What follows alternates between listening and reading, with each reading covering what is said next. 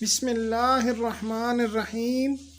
سید المرسلین خاتم النبیین سرور کائنات سرکار دو عالم رسول خدا حضرت محمد مصطفیٰ صلی اللہ علیہ وآلہ وسلم کا آخری خطبہ۔ میدان عرفات میں رسول اللہ صلی اللہ علیہ وسلم نے 9 ذی الحجہ 10 ہجری 7 مارچ 632 عیسوی کو آخری خطبہ حج دیا تھا۔ آئیں اس خطبے کے اہم نکات کو دہرا لیتے ہیں، کیونکہ رسول اللہ صلی اللہ علیہ وسلم نے فرمایا تھا میری ان باتوں کو دوسروں تک پہنچانا ہے۔ رسول اللہ صلی اللہ علیہ وسلم نے فرمایا، نمبر 1، اے لوگو سنو، مجھے نہیں لگتا کہ اگلے سال میں تمہارے درمیان موجود ہوں گا۔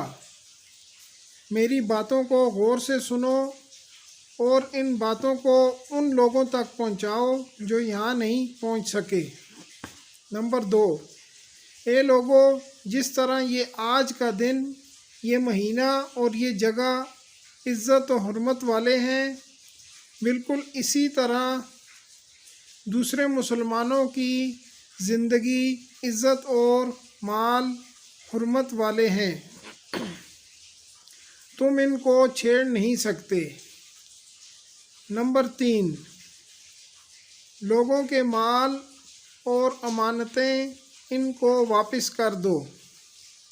نمبر 4، کسی کو تنگ نہ کرو، کسی کا نقصان نہ کرو، تاکہ تم بھی محفوظ رہو۔ نمبر 5، یاد رکھو تم نے اللہ سے ملنا ہے اور اللہ تم سے تمہارے اعمال کی بابت سوال کرے گا۔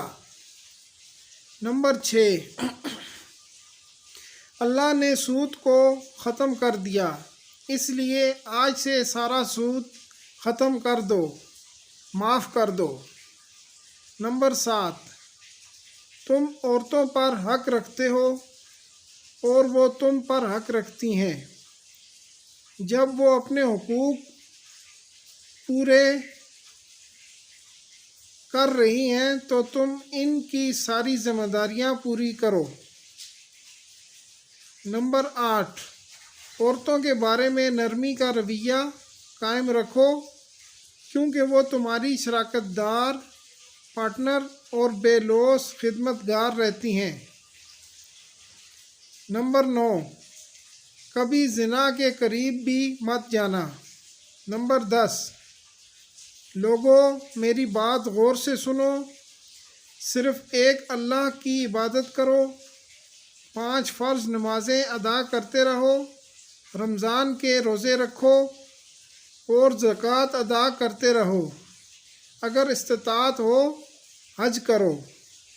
نمبر 11، ہر مسلمان دوسرے مسلمان کا بھائی ہے، تم سب اللہ کی نظر میں برابر ہو، برتری صرف تقوی کی وجہ سے ہے۔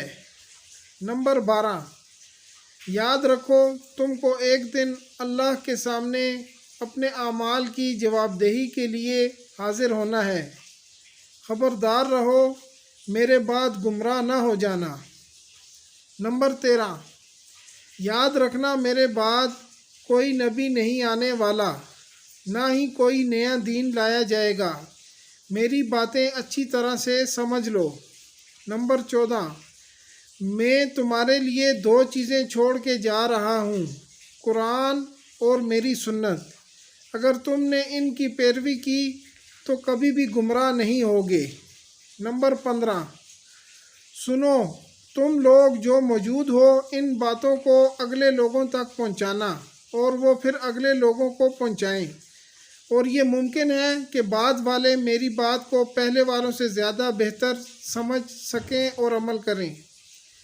پھر آپ نے آسمان کی طرف چہرہ مبارک اٹھایا اور کہا، اے اللہ، گواہ رہنا میں نے تیرا پیغام تیرے لوگوں تک پہنچا دیا۔ نوٹ: اللہ ہمیں ان لوگوں میں شامل کر لے جو اس پیغام کو سنیں، پڑھیں اور اس پر عمل کرنے والے بنیں، اور اس کو آگے پھیلانے والے بنیں۔ اللہ ہم سب کو عمل کی توفیق عطا فرمائیں، آمین یا رب العالمین۔